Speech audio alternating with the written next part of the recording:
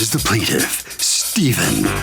He says he mistakenly loaned the defendant money after she cried and gave him a sob story about her situation and medical condition. He now comes to find out the woman has 8 different aliases. He's lost his faith in humanity and is suing the sweetheart swindler here in this court for every single penny of the $3,000 he's owed.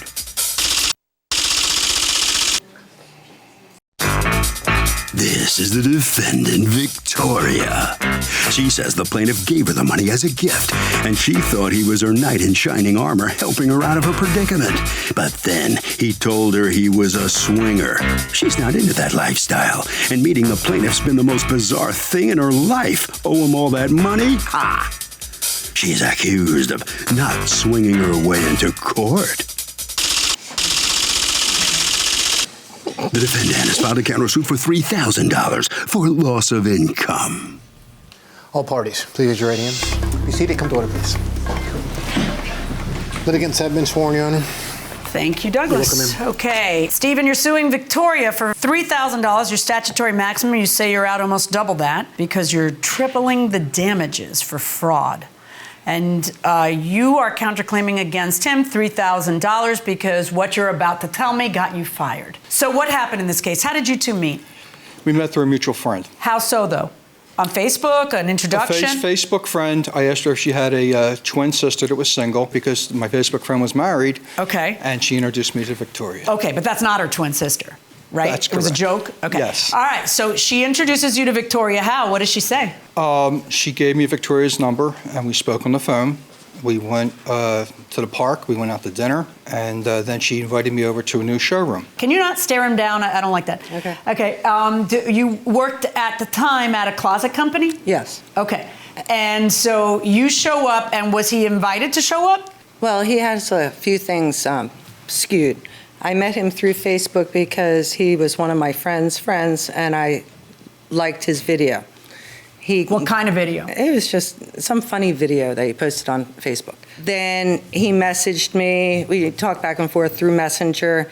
The next day, he messaged me, want to have coffee. So on my way to the showroom, we met at Dunkin' Donuts for coffee. I was there about a half hour. The next day, we meet at Denny's, still on the same road up from my showroom. Okay. Are you married? Is that your husband? Yeah, I wasn't married at the time. You got married after this? Yes. Wow, okay. You move fast. Go ahead. Oh, things happen when you're in love. Okay. Anyhow, during breakfast, the showroom just opened. We didn't have a table to meet my customers. He says, oh, don't worry about it. I have one in my warehouse. I'll just bring one over for you. Okay. And we're having a conversation. I said, my commissions aren't in because my jobs didn't get installed. I need to pay my mortgage, and I guess I'm going to have to sell a gold coin to pay my mortgage. And then what? He brought the table.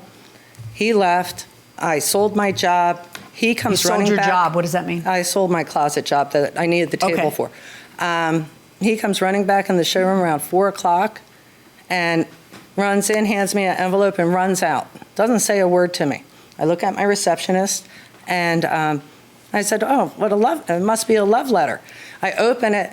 There's money in it, $900 in it. I was like, wow, what a nice guy. Nice guy? I never asked for it. Yeah, but why did you take it? He ran out of the store. I couldn't even say anything to him. But you saw him again after that. The next day, when he wanted to meet me at Birch Grove Park. Okay. And where he says, Victoria, I have 3 things I have to tell you. 1, that I see a psychiatrist and I'm on medication. 2, I'm between houses. And 3, I'm a swinger. Okay. And then you say to him, well, I'm not really into that. Okay. Are you a swinger? Your Honor? Yeah. First of all, she's a member of the Drama Guild, so she can cry on demand. Okay. What happened is exactly, I told her the filter was a 30-day filter. I had been changing quite some time in years. I recommended a paper filter. She called her boss, supposedly, and stated that I could do the work for $425. She then went and texted me when I asked her where the money was. I'm sorry. I've lost you completely because you're not even suing for that. I am, Your Honor. You're suing for $125. No, that's for the filter, but for the table, conference table too. Yeah, we're going to get to that in a second, but you're talking about the work of changing a filter. That's not your business. Like you did that because you were wooing her, right? No, Your Honor. She No? got permission from her boss, I Okay. believe it was at the time. Show She me the texted texts that are going to prove what you just said. Okay, Your Honor. It's right here on the phone, but I also printed it out for you. I'd rather see it on the phone. I like seeing it on the phone. Okay, Your Honor. Oh, wait, you're Oh, good excuse right me, there. I'm sorry. Let me turn this That's on okay. for you. He says he wants $250 for the table and that your boss will have to drop it off at his warehouse because he spent too much time, gas, and materials. You answer $250. Are you serious for a mismatched table and old wicker table with wrong glass on top? Wow. And as for the filters, I have the $2 at the filter cost. I'll tape it to the top of your table. And if you remember, you were not acting as a contractor. You had no agreement submitted or signed. You came as a friend of mine, and I take that back, but actually just somebody who wanted to get in my pants at the time. I never asked for the money. It was a gift from you. You ran into my showroom, gave me a hug, and handed me something in my hand and ran out of the showroom like a little boy. When you left, I was like, oh my God, he gave me money. All that was really nice. You didn't come in and say, hey, Victoria, I'm going to loan you $900. I'm going to have it paid back by your next paycheck. It's not how it went down, so take me to court. And I'll explain that when we get to court that you wanted me to join you in swinging.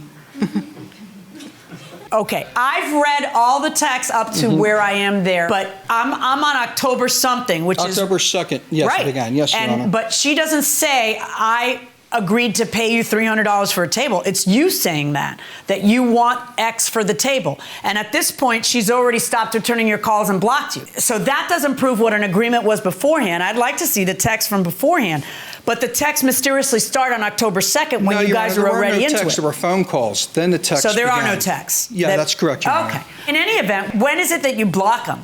Shortly after that, I'm not sure exactly because. All right, but what do you tell them about the table? Come and get it? Come get it. We don't need the table. By then, my company had gotten the glass Okay, table but that they needed. had you agreed to bring him back the table when you didn't need it anymore? No, but after he took California Closets to court in December. Get out of here. No, honest to God. For real? Yeah, for Did real. you take California Closets Yes, to I court? did, Your Honor. Yeah, I have that. And so it he was- takes the closet company to court? Right. What happens in court? So he sued for, I don't know, $3,000 or $1,435. California Closets paid him, I think, $100 during mediation for the filter. And returned the table. they Who did you pick it up or did they They return it? returned it to the warehouse, Your Right. Honor. You ended up getting fired. Why did you get fired? Because they had to appear in court. She hid the fact from her boss. How long had you worked for them? By that time, 2.5 years. Wow, and they fired you because they got sued? Right. Oh, they couldn't love you too much.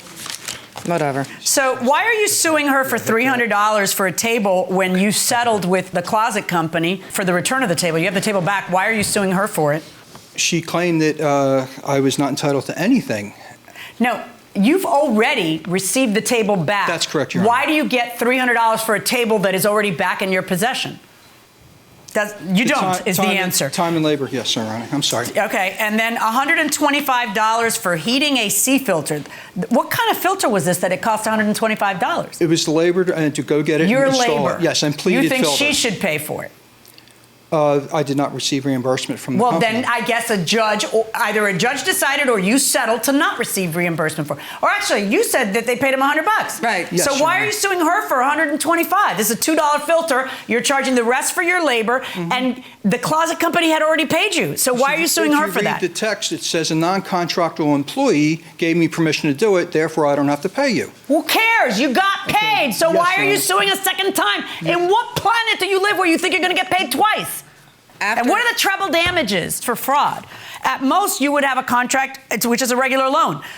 Do you pretend that you can go ahead and turn any regular loan into 4 times its size on a treble damage theory? What are you doing?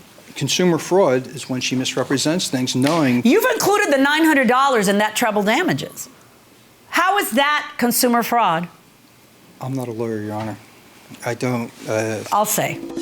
Welcome back to the People's Court. Harvey Levin here. So, does it make sense that he would give her $900 the day after they meet for mortgage money? Give it to her as a gift. No, of course not. It's not good. Can you think of a reason why he would give it to her? Maybe they had a prior arrangement or agreement before they went out or something? That's not where I was going. What do you think? That's obviously prostituting money. Nobody will give you $900 after meeting you 24 hours previously. Well, you could look at it as prostituting money or some guy who just desperately wants to get laid. Same activity. Yeah, but not a crime, going inside the courtroom. Did you run in there and hand her the money unexpectedly? No, Your Honor. How did that go down? Because that's what she says. Is she lying? When she went out for coffee, she sat me down and started crying. She says, I'll be in the hospital for my health condition. Okay, so according to you, the arrangement was made before you brought the envelope. That's correct, Your Honor. Okay. All right. Why shouldn't I at least make you pay him back? I understand everything else you're saying, but why shouldn't you have to pay him back the $900? I didn't ask for it, first of all.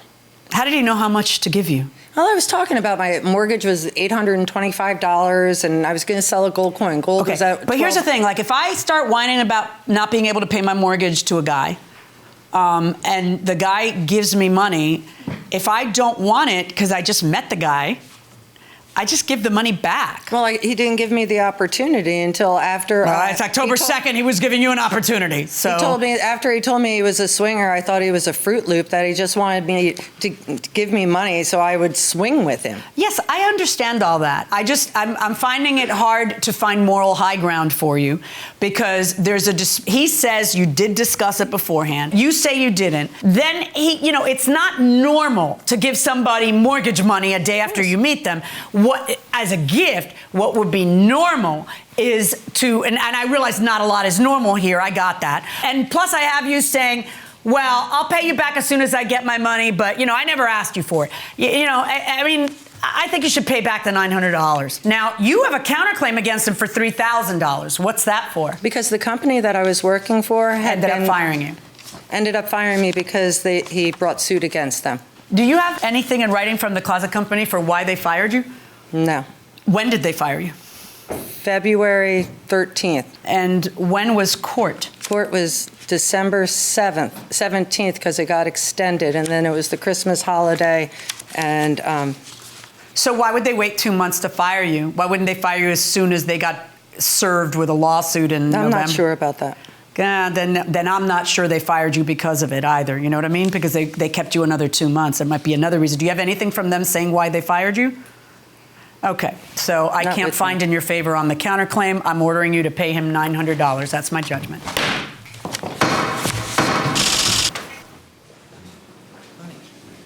So the bottom line here is the defendant has to give the $900 back to the plaintiff. Okay with that? I know you thought it was a gift. You were just going to hang on to it, but... I really don't agree with it. Well... But I guess I won't take any gifts. Okay. I guess you've learned something.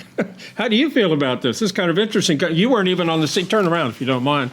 You weren't even on the scene when all of this happened. Have you two talked about this a lot? I went to court, and then he took her to court again, and it was dismissed without even going to court. It's rubbish and poppycock.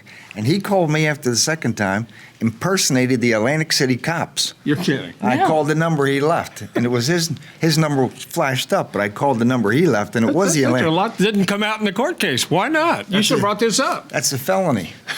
You should have brought this up. That'd have been very interesting. Thank you very much. Sorry you lost, but you got to give the money back, okay? All right? Oh, we won all right. You won all right? You feel good? Okay. Thank you very much. I feel great. All right. You've had a lot of interaction with them. Yes, I was at the Atlantic City Police Department because they were harassing me. He pretended to be an attorney and told me I better dismiss the charges or I better not show up for court, that I owe him $900. When I was at the Atlantic City Police Department, he called me. I gave it to the police officer. I have a copy of the police report and told him not to have any doings with me. But it gets better. He called me and says, if you want to take it out and trade with my wife, I'll let you come over and use our jacuzzi. Oh, get out of here. I kid you not. I don't believe that. I promise you he did that, yes. Well, too late. I can't ask you about that. All right. Thank you. Thank you very much. I don't know, Harvey. What do you think? I mean, look, the judge uses common sense in a lot of these cases. And the other thing is, how would he know that her mortgage was $900 unless she was begging for the money?